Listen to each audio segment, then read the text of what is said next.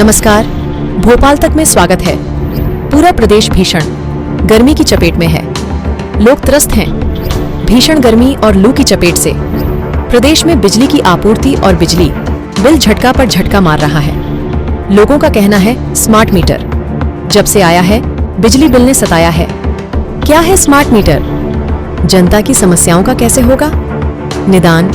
देखिए हमारे खास कार्यक्रम एक मुलाकात में हमारे सहयोगी राकेश तिवारी के साथ। जनता है परेशान स्मार्ट मीटर को लेकर, कैसे होगा समाधान बिजली की समस्याओं का?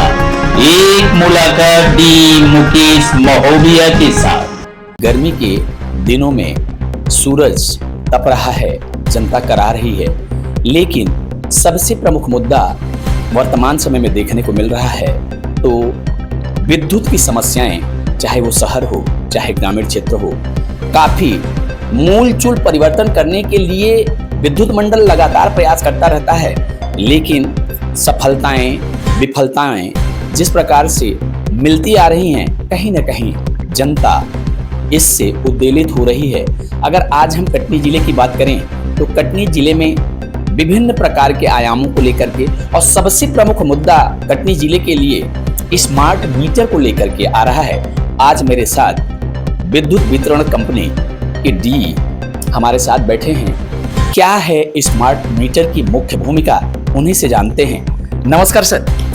नमस्कार। देखिए, स्मार्ट मीटर जो है वो हम सभी उपभोक्ताओं के लिए और फ़ायदे के लिए लगाए जा रहे हैं। जैसा कि आप लोगों ने देखा है कि हमारे जो पुराने मीटर्स है उनकी रीडिंग हम लोग हमारे मीटर रीडर्स के थ्रू, फोटो मीटर रीडिंग के थ्रू कराते हैं। उसमें मैनुअल रीडिंग की जाती है और आप लोग जानते हैं कि ह्यूमन एरर की वजह से कई बार वो गलती से गलत रीडिंग भी पंच कर सकता है, तो उसमें बिल बिगड़ने के कुछ % चांसेस हो सकते हैं। जनता में अगर देखा जाए तो स्मार्ट मीटर को लेकर के कुछ न कुछ कंफ्यूजन टाइप की है, तो ये कंफ्यूजन क्या वास्तविक है कि अवास्तविक? देखिए, स्मार्ट मीटर का सबसे बड़ा जो फ़ायदा है मैं आपको पहले बताना चाहता हूँ। जैसे कि हमारी MP गवर्नमेंट में 150 यूनिट तक हमारी डिस्कॉम कंपनी के माध्यम से आप लोगों को सब्सिडी का बिल जारी होता है। 100 यूनिट तक 100 रुपये और 150 यूनिट तक आप जलाते हो तो 350-400 यूनिट का बिल जारी होता है। ठीक है, यदि आप 152-153 यूनिट भी आप जलाएंगे तो वही छूट से आप बाहर हो जाएंगे, आपको 1300-1400 रुपये का बिल जारी होगा। ठीक है, यदि आप मान के चलिए कि आप अपना खपत आप क्या स्मार्ट मीटर इंस्टॉल है, आपकी खपत आप मोबाइल से आप देख पा रहे हैं, तो हमारा स्मार्ट बिजली ऐप में सबसे बड़ा ये ऑप्शन है कि आपको लोड फोरकास्टिंग के साथ कंजम्पशन फोरकास्टिंग करके देता है।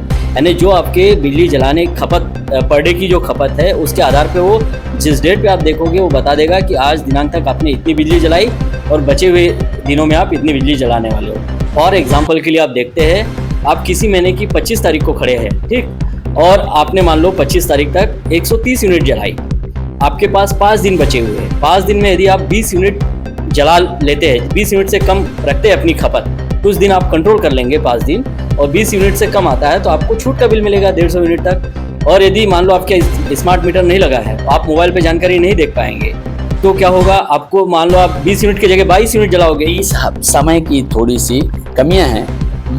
मेन मुद्दा जो आ रहा है, यंग हैं आप, डायनेमिक हैं, लेकिन जनता की समस्याओं को अगर एक युवा और खासकर ऐसा पद मिला है डी डिस्ट्रिक्ट इंजीनियर की, अगर हम बात करते हैं तो इस पद का शोभा जनता की समस्याओं का निराकरण करने में गरिमामय प्रदान करती है।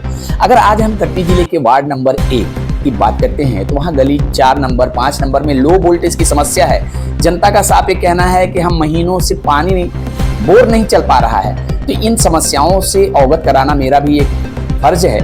इनकी समस्याओं का निदान कब हो जाएगा?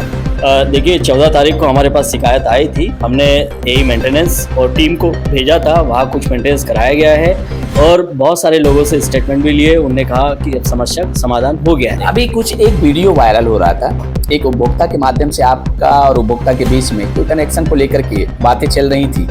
उस वीडियो में कुछ ऐसी बातें आ रही थी कि प्रथम दृष्टया देखने पे ये लग रहा था कि डी साहब इलेक्ट्रिकल इंजीनियर के पद को छोड़ करके सिविल इंजीनियर की बात कर रहे थे, तो ये मेन मुद्दा क्या था? देखिए, क्या है कि किसी भी शहर में किसी भी कॉलोनी में, मान लो अवैध कॉलोनी है या घोषित अवैध है या अघोषित अवैध है, स्लम एरियाज़ है, इसके लिए हमारे विभाग का MPREC का एक रेगुलेशन है।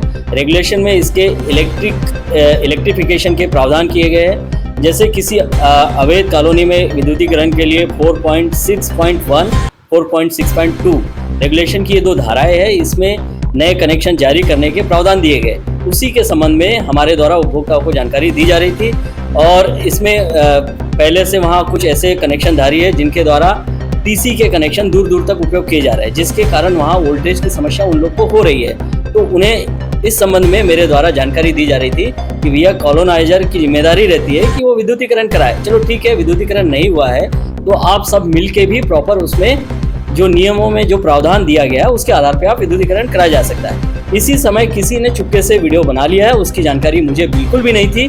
जब आपने मुझे जानकारी भेजी, बताया, तब मुझे इस बारे में जानकारी हुई कि इनने वीडियो बना लिया है। देखते रहिए जन समस्या के इस कार्यक्रम में डी साहब ने जिस प्रकार से आश्वासन दिया है, आने वाले समय में अगर विद्युत वितरण कंपनी का हर अधिकारी इस प्रकार से तत्पर होकर के प्रमुखता से कार्य करे तो समस्याओं का निदान त्वरित हो जाएगा। देखते रहिए भोपाल तक। मैं राकेश तिवारी। जय हिंद, जय भारत।